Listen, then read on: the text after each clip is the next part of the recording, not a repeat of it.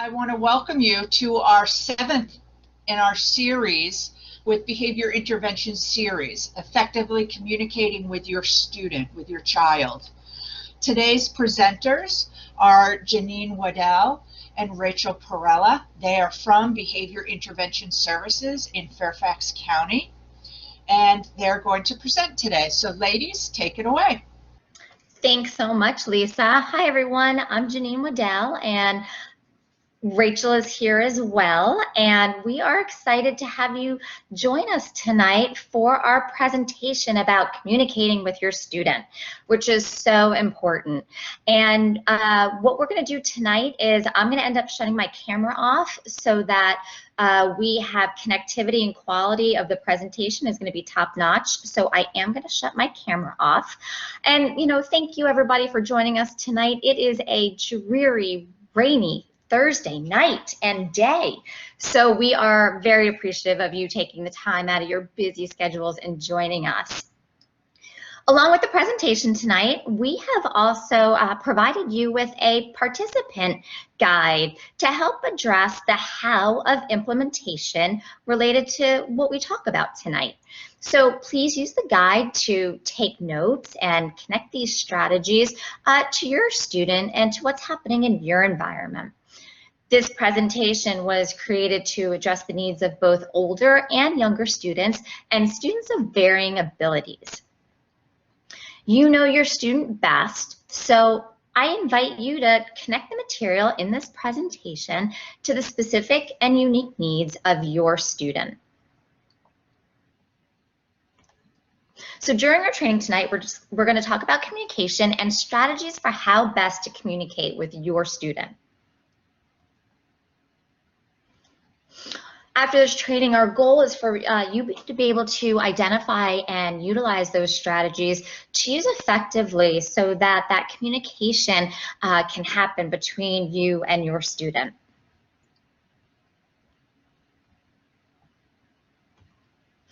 So behavior change, we want it to be a proactive approach.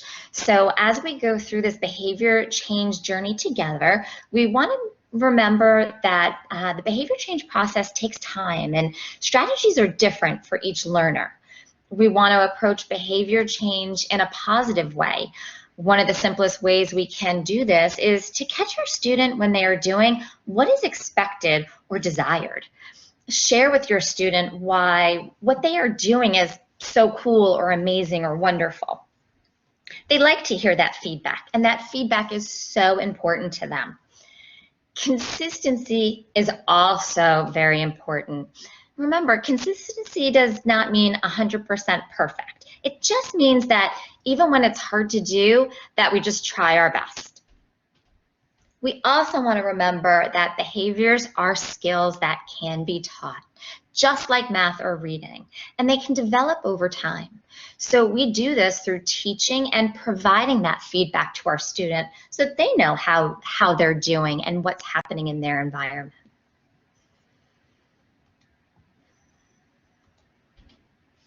So today we're going to be talking about effective ways to communicate with our student, and I'm going to invite you all throughout the presentation to reflect upon your situation. So before we get started, I would like you to take a look at these pictures and be able to, we're going to do a poll for this. And for our first picture is a roller coaster. So let's finish this sentence. Communicating with your student feels like number 1 would be a roller coaster. Number 2 would be a dance. Communicating with your student feels like maybe 3, a breeze. Or maybe 4, feels like walking a tightrope. We're going to pop a poll up on your screen now, and I'd like for you to be able to finish this sentence. Communicating with your student feels like, oh, I'm starting to see some of those responses come through. Oh, fantastic. Let's see what our poll says. There we go. There's our poll. There's our responses. It looks like We have a tie between communicating with our student feels like a roller coaster and a dance. So that roller coaster being up and it going down and going up again and coming down. That dance where maybe we are going back and forth a little bit. You have a little, I have a little, we're sharing in that. Some of us are saying that it's a breeze. And then some of us are saying it's like walking a tightrope. And tonight through this webinar, we're going to be focusing on how to make it feel a little bit more comfortable, how to use strategies to be able to invite our student to communicate with us and help to build those relationships. So thank you for that poll.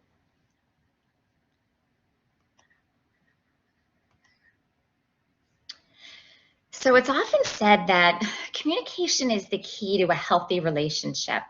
While it might sound like old advice, it's a skill worth learning that will help us do better in all of our relationships. As your student grows, the way you communicate with them will need to change to reflect those new boundaries in your relationship created by their increasing independence. Discovering these new and different approaches to communicating effectively with one another will be a learning experience for you both. Effective communication with your student can help you both feel happier and even more connected in your relationship, and even more confident about having difficult conversations and even resolving conflict.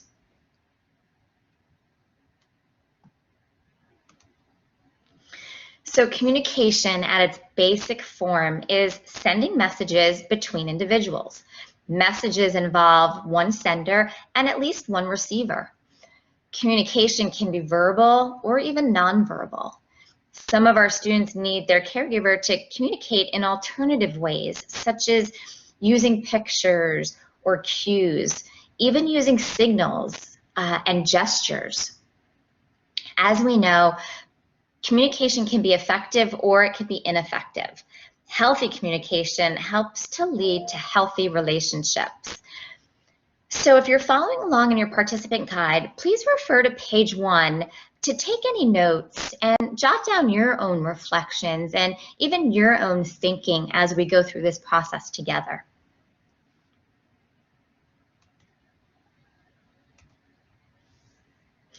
Building communication skills between caregiver and student is worth the effort that it takes.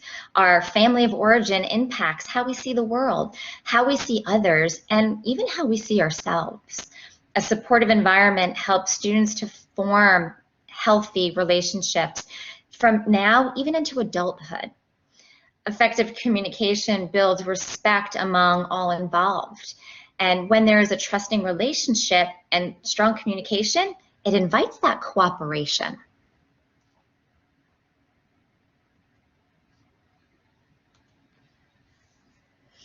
Our ultimate goal with communicating with others is to build those healthy relationships. Healthy communication leads to healthy relationships with the caregiver and others. Healthy communication allows our student to feel safe, feel loved, and to be able to talk openly. It provides a chance to be safe, healthy, and happy in the face of life's challenges that may be presented. Being available, spending just 10 minutes a day with each of our students opens up opportunities for that communication. Prior to listening or talking about something important, calming ourselves and getting ourselves in a place to communicate effectively makes a difference in our ability to tune in. Don't forget yourself. Another part of being available is the caregiver's ability to talk about their own feelings. Being able to listen. A caregiver can listen to understand. Ideas and feelings can be shared by the student prior to the caregiver sharing theirs. Ask your child for their ideas and feelings before beginning to talk about yours. Agreeing is not required. When the caregiver listens, the student is often able to calm down so they can eventually listen to the caregiver. Being empathetic. Caregivers who are tuned in are letting their student know they care about their feelings. Listening with empathy doesn't involve agreeing with our student, but it is a form of appreciating the feelings of our student. Empathy occurs when we check in with ourselves on whether we understand our students' feelings and not so much about who wins or loses. Choosing our words. First, a caregiver uses their listening skills. Caregivers can use consistent and clear words to communicate feelings or what you want the student to do. Behavior-specific praise, such as, "I like the way you put your shoes and coat away when you walked in," encourages positive behavior. When sharing your feelings or making corrections, use an I statement. For example, "When I saw your coat and shoes in the middle of the kitchen, I felt frustrated because your dad and I might trip over them."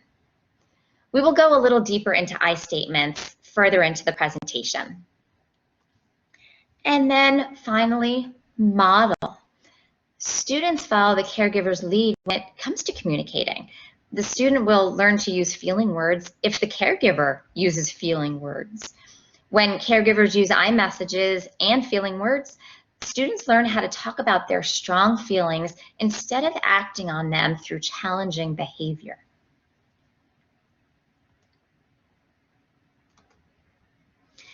So the components of communication. We communicate with our words, body language, and tone of voice. When we communicate with our words, we need to choose our words carefully and be aware of how many words we are using. Too many words can be overwhelming. Unkind words can hurt. We will talk further about using you messages and I messages to help with choosing words that help our students to hear what it is that we are saying. Tone of voice. Our tone of voice should be chosen carefully. If our voice sounds loud and high-pitched, or our words are coming out too quickly and too fast, we may be creating a barrier to successful communication. Maintaining our inside voice and speaking at a pace that allows our student to process the information promotes that healthy communication and gives our student the opportunity to listen. Body language. Body language can be eye contact, it can be proximity, which is where we are in conjunction to where our student is. It can be gestures such as open and relaxed hands, maybe crossed arms, or even quick movements or pointing fingers. Again, open and non-threatening body language will create open and successful communication. The more consistency there is between these elements, the more believable our message is to others. So let's take a look at the communication process on the next slide. And if you're continuing to follow along in your participant guide, please turn to page 1 as well for your notes and to be able to document your thoughts.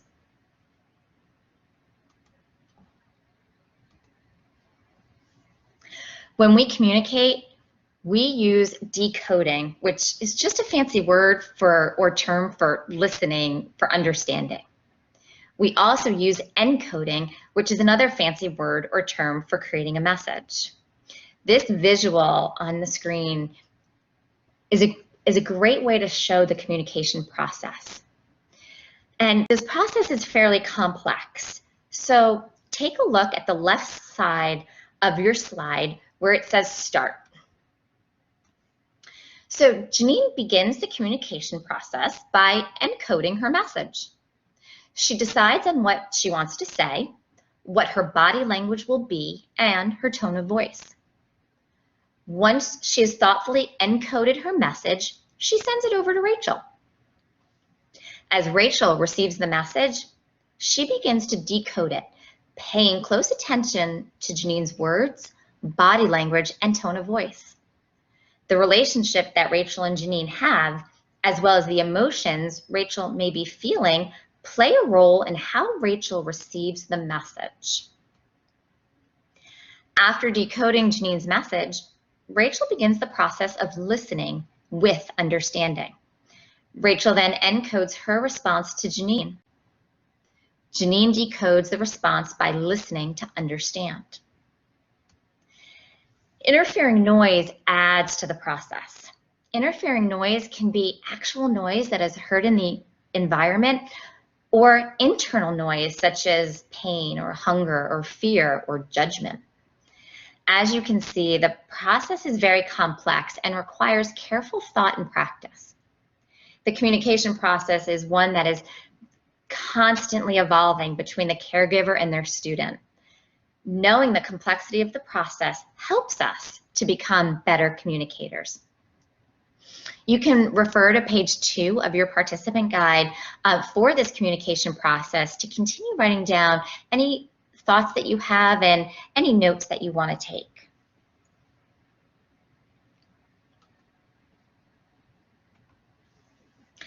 As mentioned earlier, creating a message called encoding a message requires thought about the words we use, our body language, and our tone of voice.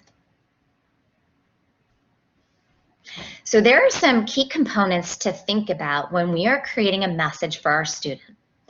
First, distractions such as phones, maybe the TV, toys, should be removed to the extent that it's possible.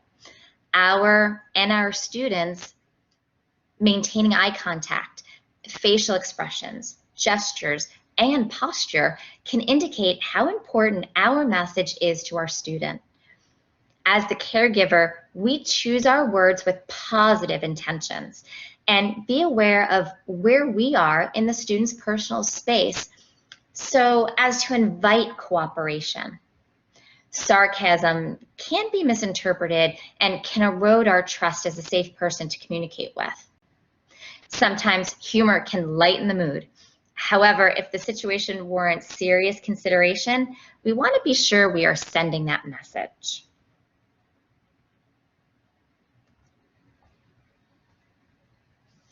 On page 3 of your participant guide, there is a whole section to take notes on the 3 components of communication: words, body language, and tone of voice. As we're presenting about being a listener, feel free to add your notes there. As we present on being a speaker, feel free to add notes in that section too. So let's talk about choosing our words. So first, a little background on you messages. You messages create a barrier by putting the other person down or making them maybe feel not so positive about a situation. This can escalate into a conflict situation rather than a healthy communication exchange. You messages can be hurtful and are often used when someone may be upset. Caregivers may use you messages when their students are not listening or not being cooperative. You messages do not give the student a chance to hear the caregiver's feelings or the reason as to why the situation is a problem or a concern. Information in you messages does not lead to positive change. So I'm going to invite Rachel to do a quick role play with me, and we're going to use you messages. Hi, everybody. All right, so I'll go ahead and start. Janine, you never respond to my emails quickly. What do you mean? I respond to you. It's as if you just don't have time for me or something. It takes you 3 weeks to get back to me. I bet you are responding to Lori's and Sarah's emails in less than an hour. Of course, I have time for you. You just send so many. Who could possibly answer all of those emails? And really, I am very busy, okay? I do not send too many emails. If I don't send those emails, how are we going to plan for this presentation? Well, I'm doing all the work on the presentation while you're sending all those emails. Geesh.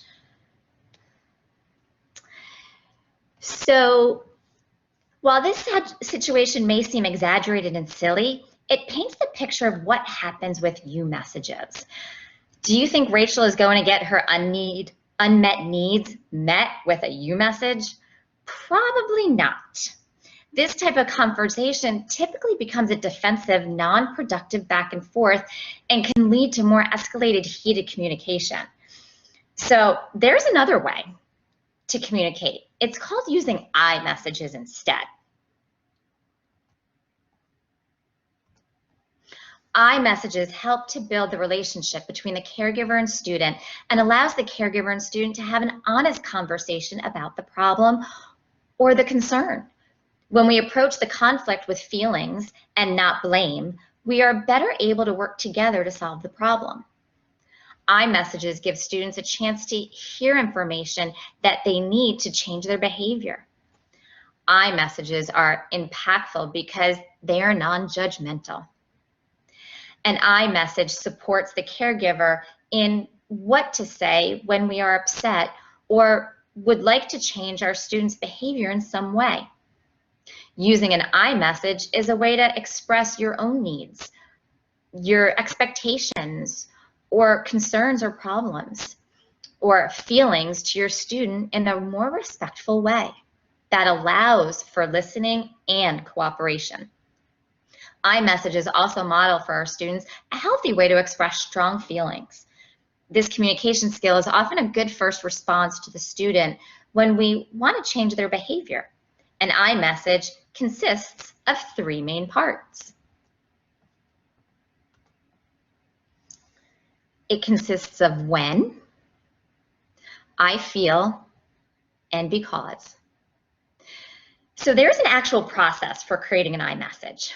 We start with the when. When gives information related to the environment. Next, we say how we feel. We may be feeling frustrated or upset or sad. I feel lets the student know how the behavior is affecting the speaker. Last, we give a reason why. Because shares why the speaker has a conflict. It is important to note that the word you is sometimes inserted into an I message. You'll see some examples of this on the next slides. However, the statements do not start with you. The caregiver should choose words carefully when using the word you. So here are some examples of I messages. When I'm leaving for work and the garbage can is full, I feel frustrated because I'm going to be late for work if I have to change it. When I say it's time to go and we're at Billy's house, I get upset when you don't put on your shoes because I have to go home to cook dinner before I go to my meeting tonight. When I hear your alarm go off multiple times, I feel worried because I want you to be on time for school. When toys are on the floor after I have asked them to be cleaned up, I feel frustrated because I might trip over the toys and get hurt. So Rachel, I'm going to invite you now to do a role play with me in which we use I messages. Janine, how are things? I know you are incredibly busy lately with all of the presentations you're giving. Things are super busy, Rachel. I have really seen an increase, but it's a good kind of busy. I wanted to talk with you about something that's been on my mind, and I'd like to hear what you have to say too. Okay, so tell me, what's going on? Well, I've sent several emails about our upcoming workshop. Reach out in an email and 2, 3, 4 weeks go by before I get a response. I feel concerned that the presentation will not be finished before the training date. Rachel, I guess it does take me some time to respond lately. I hear you that you're concerned about when the presentation gets finished. I'll try to be better at answering your emails. Thanks, Janine. I know you're very busy and appreciate you helping me to solve this. So the difference is between those you messages and those I messages. When Rachel was talking to me about through that you message, I really internally started to feel very defensive. I could feel it internally, and I really wasn't willing to kind of talk with her about it or solve the problem. But then when she approached me with an I message, I definitely internally felt much calmer and much more willing to work with her to help solve the problem and even to change my behavior to make the situation better. So after listening to this role play, we want you to think of one thing that comes to mind that relates to your situation. On page 2 of your participant guide, you will see a visual for creating an iMessage. I'm going to ask that we take 1 minute, and I want you to write down and try to work on a personal iMessage that relates to your situation. Think about that iMessage. Use the when, I feel, and because. Fantastic. Thank you for working through and taking a look at how to do that iMessage. All right, so we're going to take another poll. Congratulations on creating your own iMessage. What are your thoughts on doing this and creating your own iMessage? Was it 1, it's a piece of cake, 2, it really required thought, or 3, I'm still not sure how to do it? We're going to put the poll up and I want you to give us feedback on this. Fantastic. I see those responses coming through.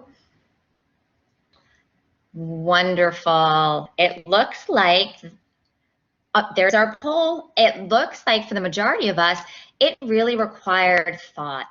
And for some of us, it felt like it was a piece of cake. And some of us, I'm still not sure how to do it.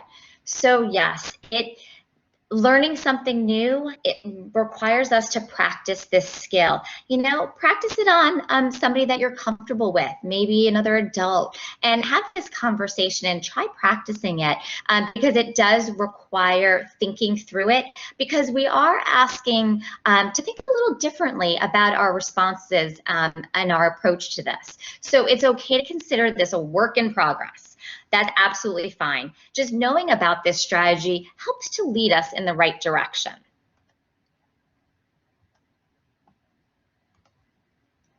So in addition to choosing our words for iMessages, tone of voice comes into play. It's not just about what we say, but how we say it. Tone of voice clarifies and carries the meaning of our words. The pitch is how high or low our voice is. Volume is, well, it's the volume. It's how loudly or softly we're speaking. Pace is how quickly or slowly we speak. Timbre is the emotional component of what we are conveying, whether it's sad, happy, frustrated, or sometimes when we feel rushed. A great example of timbre is when we say the same words, but they convey different meanings. For example, saying "you are so helpful" could have 2 different meanings. One way of saying it gives the message that we find our student to be helpful. You are so helpful. And the other way of saying it conveys that we find them not to be very helpful at all. You are so helpful. So we've got the words down for our iMessage, and we are now aware of our tone of voice at this point. Now it's time to focus on our body language.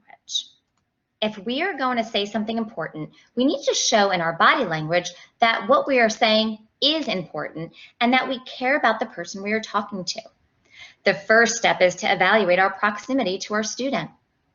For example, the caregiver and student should be able to see each other. Saying an iMessage from another room is likely to result in a missed communication opportunity. Additionally, be aware of how close you are to your student. For some students, being too close can feel uncomfortable and they may not be able to listen to what the caregiver is saying. The second step is to face our student and make eye contact if we're able to. When we stop what we are doing and face our student while looking at them, we are sending the message that this is important. gestures should look to be caring. Be aware of pointing or crossed arms, as these gestures can give a message of blame or that the caregiver is closed off to the communication process. So I'm going to go ahead and begin with our listening section. Thank you, Janine, for that first half. Wanted to mention listening doesn't just happen, right? Hearing comes first, and if the person is able to hear, but listening to another person definitely takes effort.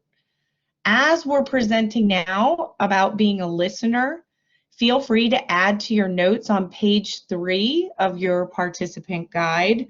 You'll see that section has 3 components, and you can go to that section on listening and add your notes there.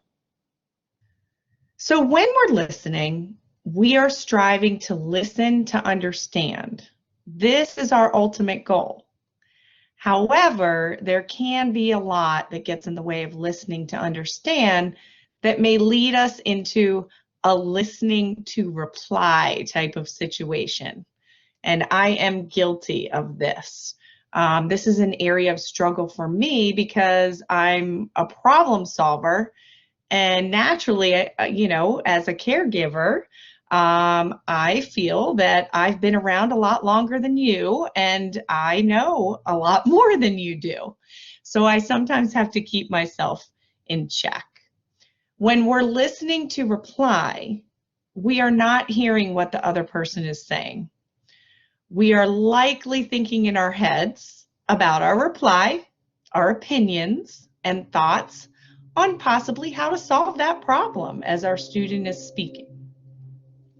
So in order to be a good listener, we need to learn to be silent at times.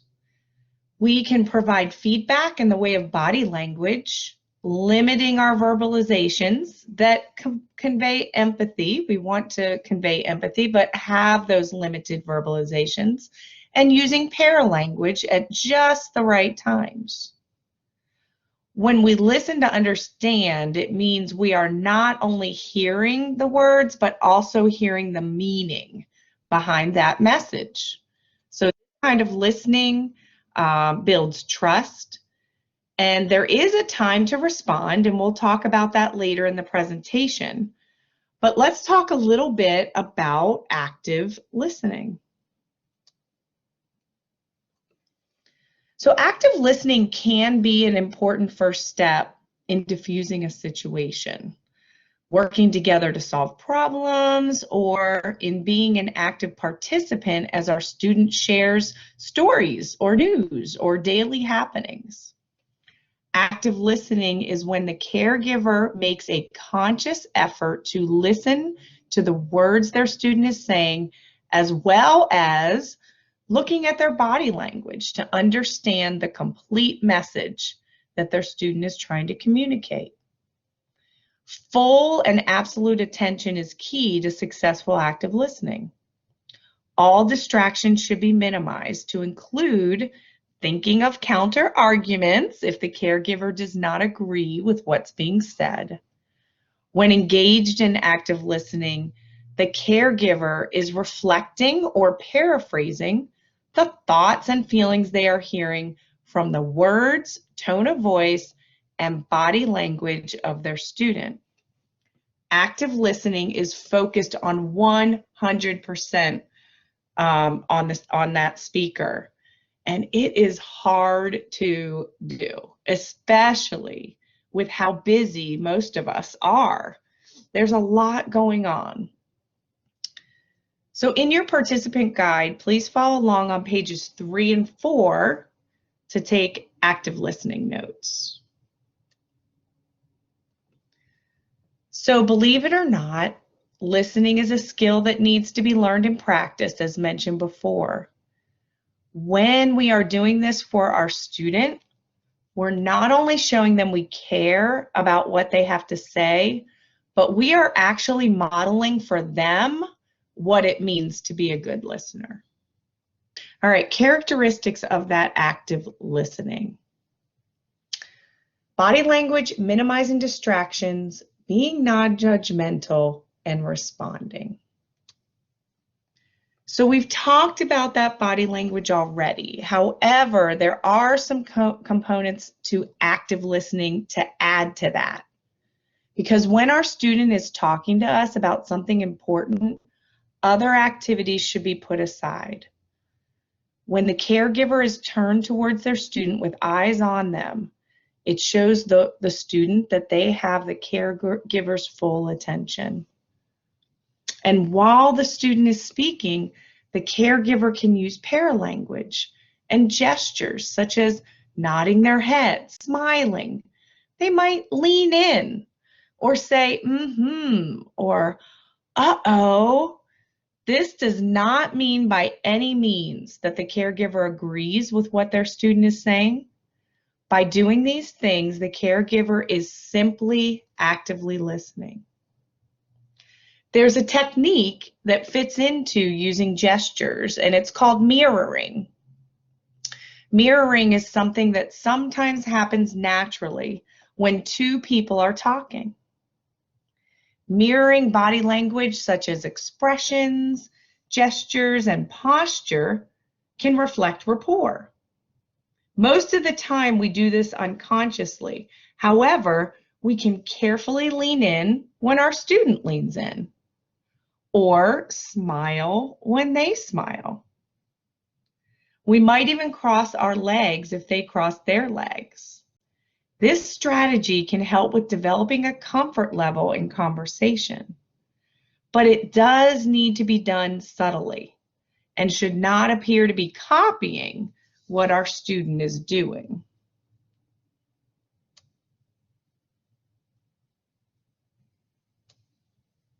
So think about a time when you were trying to tell someone something important and they were busy looking at their phone. I don't know about you, but this happens to me often. Happens with my student, happens with people I know. How does it make you feel when someone does this? When we talked about the caregiver choosing words for iMessages, there was a focus on minimizing distractions for our student. The same holds true for the caregiver when they are engaged in active listening to their student. Strategy tip. If it's difficult to concentrate on what your student is saying, a good strategy is to try repeating their words to yourself in your head as they say them. Not only will this reinforce their message, but it will hopefully help with staying focused. So we need to turn off that TV, close the computer. I'm guilty of this, especially in this new environment that we've had going on for months, working. Put away the mobile device. Go to a quiet area or space if it's a really important conversation. And avoid planning a response or interrupting while you're listening.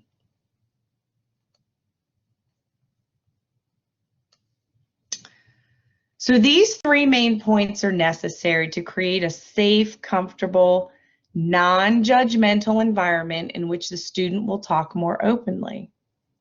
Acceptance, genuineness, and empathy. Having communication does not mean that everyone always has to agree. We've said this several times. Sometimes our student may say something that we believe to be untrue or disagree with. Sharing our feelings on the matter at that time is not part of the active listening process.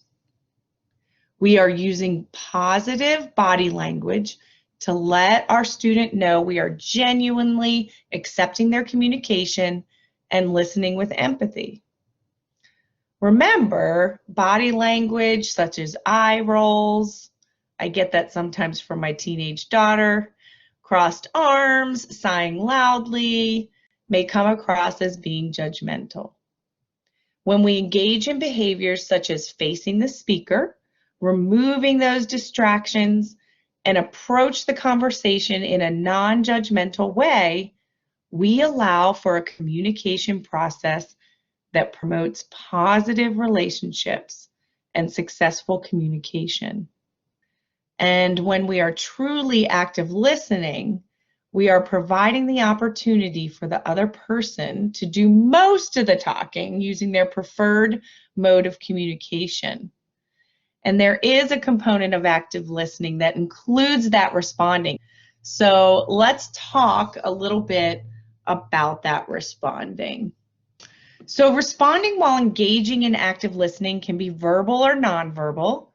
We talked about using that paralanguage and gestures such as nodding the head, smiling, leaning in, maybe gasping in surprise, saying, mm-hmm, oh. The caregiver can paraphrase what has been said and also express concern and validate feelings with brief responding. So the caregiver can let that student know that they've been heard, show that genuine concern, and we can express that we're here to support the student and validate their feelings. So some different examples for responding can be found on your participant guide on page 4. So you can take a look at those now and later. But paraphrasing is just pretty much summarizing or saying back, it sounds like, or what I hear you saying. You might try to build that trust by saying, tell me how I can help you. Or demonstrate that concern by saying, I'm here to help. It sounds as if this is hard. Or just a brief verbal affirmation. I hear that you're overwhelmed by all of this homework you have. Or asking some open-ended questions. What part of homework seems to be hard? Or maybe waiting on giving our opinion, just saying, tell me more about how your sister bothers you. What is it that she's doing? And then maybe just relating to a similar situation. Yeah, when I was your age, I used to have a hard time with my homework too. But the overall idea is that the student feels valued and supported and listened to. So what we know is that behavior is communication. Some students are unable to communicate their needs, wants, feelings, fears in an appropriate manner. And as a result, some of those challenging behaviors can come up. What we know about challenging behavior is that it typically follows a continuum. The way that we respond to our students' behavior can either de-escalate or escalate the situation. There are times in which we may need to minimize our interactions due to challenging behavior. So the first 4 phases of the acting out cycle help us to proactively support communication. If you could turn to page 4 of your participant guide, you can add some notes on this. So this may look familiar to you. This is the phase cycle for acting out behavior. As we go through the cycle and time passes, the intensity of the behavior will increase, and eventually, on the other side of the cycle, it decreases. So it's a process. How quickly and slowly our students move between phases can be dependent on our responses and the environment. So let's review the best time to talk about teaching communication proactively. If you attended our training in October, we discussed this acting out cycle and the importance of steps 1 through 4, which is where we focus on prevention and teaching. We will briefly review these stages as they relate to communication. And you can find our October training on the PRC YouTube page. So calm baseline. This is the best time to talk with your child, to communicate and discuss situations from each perspective, brainstorm solutions, and create a plan. It's the best phase to use those I messages. Very important. Baseline is the place where teaching occurs. For example, if the student experiences difficulty with managing their emotions while communicating, the baseline stage is the time to brainstorm with the caregiver and develop possible solutions and alternatives to address those big feelings. So just to reiterate, this is not where the big feelings are happening. We are teaching and developing solutions during the time that we don't have those big feelings occurring. The caregiver can model and teach their student how to approach communication with confidence. This phase is where the student is learning essential life skills for communication that they will be able to use in all areas of their life as they grow into adulthood.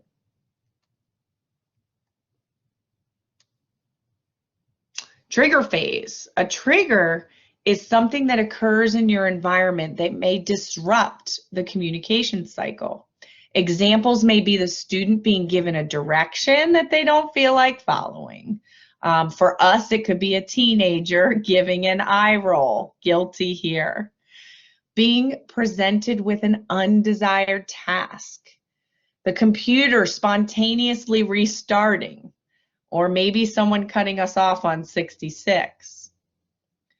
Once a trigger has occurred, the caregiver may notice their student's body language, tone of voice, and words change.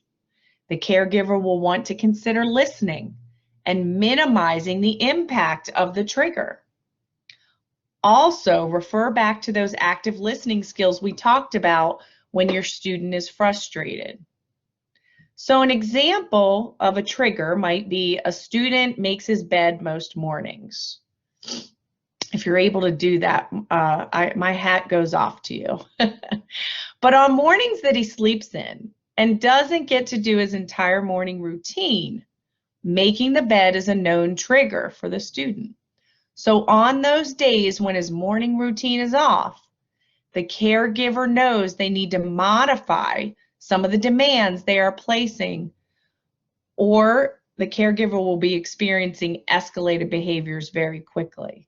So on these days, the caregiver communicates that they will help the student make the bed, and they make the bed together. On to the agitation phase.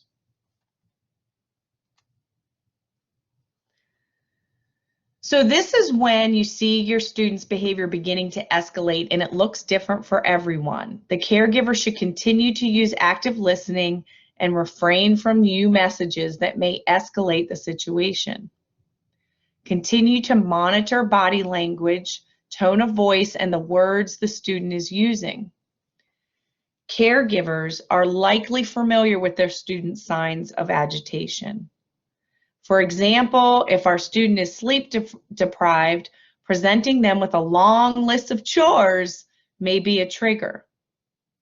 Once the list is presented and the trigger occurs, the student's body language may be crossed arms, eye rolling, heavy sighs, maybe you see more. When the student's body language is showing that they are agitated, the caregiver can refer to some predetermined strategies as a solution. Perhaps going for a walk, a breathing strategy, listening to music.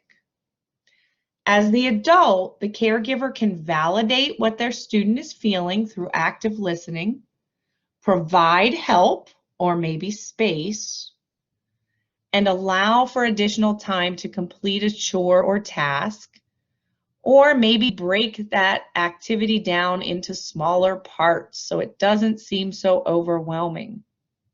The caregiver can listen and understand what their student is communicating through their body language and reflect their thoughts and feelings back to them using a calm voice.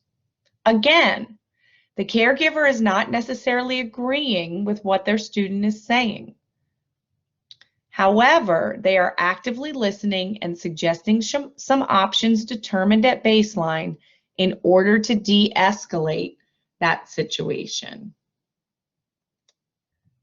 So it's most important to remember that typically no one in the history of being told to calm down has in fact calmed down. especially when someone uses a you message. You need to calm down. While we do not have hard data on this, we invite you to reflect upon your answer to the agree or disagree activity. When someone is feeling agitated, they do not typically return to baseline if they're told to chill out or calm down. For some, they may need to be alone or watch TV. They may cry or splash some water on their face, take a quick walk outside, or use some other calm down strategy. And sometimes as the caregiver, we need to prompt this.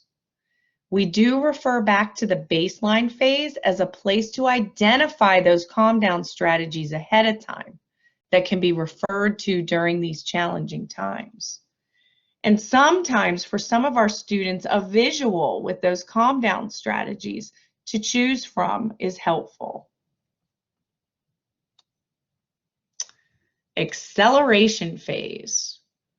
When in the acceleration phase, the student's behavior will continue to escalate. Again, for everyone, each of these phases looks different. There may be some emotional responses such as crying, yelling, pushing, throwing things, but another's acceleration phase may be more internal and not so visible to the observer. As the adult in the acceleration phase, it's incredibly important for us to remain calm and unemotional. Easier said than done. Use that body language to show that you are there and that you care. Providing some space may also be needed. It's very easy to get emotional yourself, but that will likely heighten your students' challenging behavior. Sometimes when they're on that conflict, the phases of the conflict cycle, we are too. So we're really monitoring ourselves as well. During this time, the caregiver can gently offer some of the options discussed for calming down, determine while in baseline. It's important to gauge how much the caregiver should communicate with words during this time. Again, those active listening skills will be key, but it may be time to decide whether or not a short break between the student and the caregiver might be needed. Something that's helpful in my home is setting a time to return to the discussion. The student can then be assured that there'll be efforts to solve the problem in the very near future. So, take a look at this. With all of this said, we want to remind everyone that conflict is a part of our life, and it's a good and necessary part of life. Look at this calm water that barely has any ripples. Even though we would love to just be in calm and baseline forever, just like this calm water, it's just not going to happen. No matter how much of an expert the caregiver or student becomes in communication, there are still going to be triggers in our environment. So let's take a look at the phases of acting out again. We went over the first 4 today. When we use our communication skills and strategies effectively, we can keep the student on the left side of the acting out cycle and decrease the intensity of the challenging behavior, which is the dotted line. So what we can strive for may be that our student doesn't get to peak phase of the conflict cycle.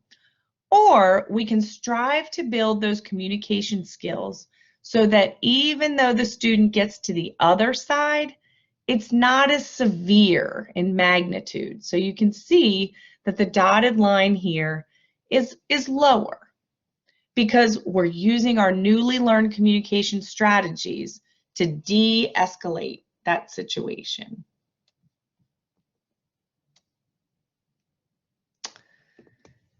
We also wanted to go over functional communication training.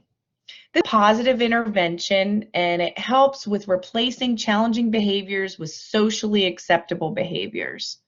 The focus is on teaching children who have communication challenges to replace difficult behaviors with suitable communication that's socially acceptable. So for example, a student sees their sibling with a toy that they want and they hit their sibling to gain access to the toy.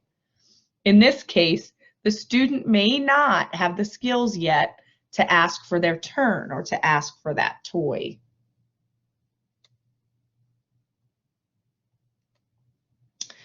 With functional communication training, supports are put in place for the student to ask for the things they need in their environment. Reinforcement is provided when the child uses the predetermined communication system. The reinforcement is specific to the item or need being met as a result of using the communication system. So what that means is when the student asks for what they need in whatever form they use, and we'll talk about that in a second, the reinforcement of that behavior is getting that thing that they asked for. Please refer to page 5 of that participant guide for taking notes on functional communication.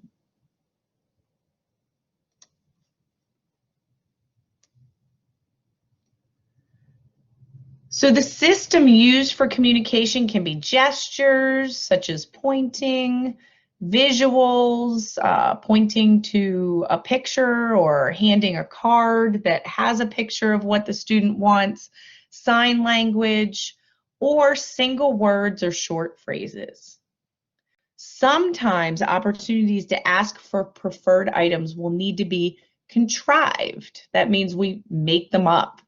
This can be done by limiting access to those items and at the same time keeping them within the sight of the student. So if we know that a student enjoys eating apples for snack, a bowl of apples may be kept on a table within their eyesight and out of reach. Another example might be putting a pencil within eyesight and out of reach during homework time. A third example might be placing the chocolate chips out of reach and within eyesight while mixing ingredients for a batch of cookies. By contriving situations, the student would naturally be prompted to communicate their want for that item since they can see it, but not quite reach it. And the expectations for functional communication. We want a response, participation, we want attempts, and repetition. So it should be expected that a response occurs using their mode of communication. Create opportunities to participate in communication, as well as encourage your student to always try. Repetition provides that practice so that communicating becomes a skill or habit. And you can add that reinforcement with behavior-specific praise, such as, I like how you're using your words to ask for snack. As the caregiver, our expectations for communication pave the path for students to use their communication skills.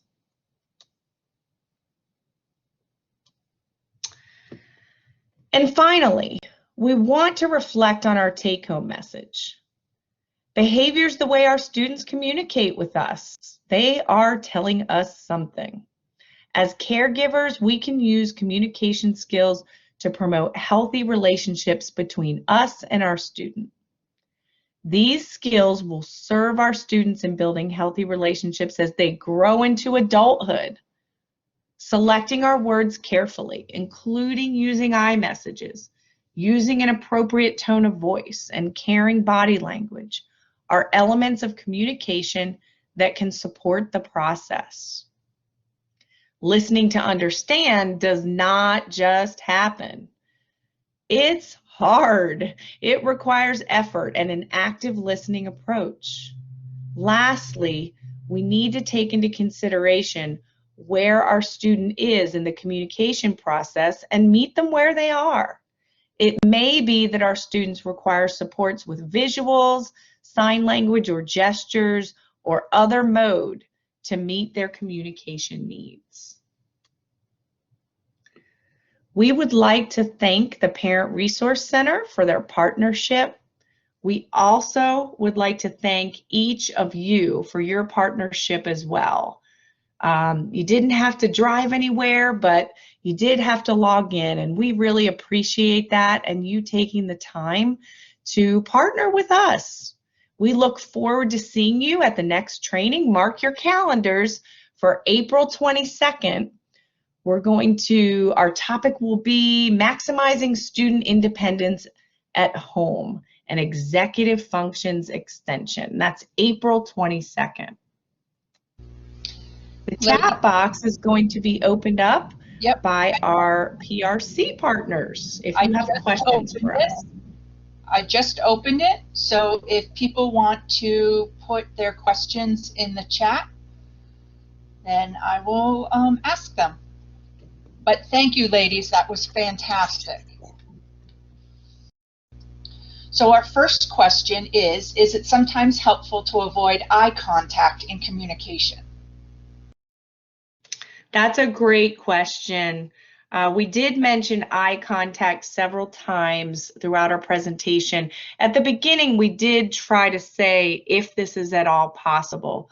For some of our students, there is a challenge with eye contact. So just proximity and them possibly repeating back what we have said can let us know that they're there and they're listening. But it's not a requirement if this is an area where students are challenged. That's a great question. Hey, Rachel, I would also like to add that attached to that question in that my teenager and I recently were in communication, and there was a bit of a conflict going on, and she did not like my facial expressions and I was not appreciating her facial expressions. So we didn't look at each other, and the communication process was able to move forward and we were able to share our thoughts and our feelings. So that's an interesting question, and I just recently experienced that with my teenager. So you know, now we kind of laugh about it. We're like, okay, we're going to look at each other in this, or are we not? Like, how are you feeling? And it kind of helps to break the tension too for us at this moment. So that's a great way to think about it. I also want to mention that in the chat box, I have put the link to the playlist for all of the series that we've done with Behavior Intervention Services. That's a link to the first 6, and this will be number 7, and we will put that up very shortly. So tune in. If you've missed some of the series, you can tune in there. Okay, ladies, I think that's it for questions. So I want to thank you and hope everybody has a great night.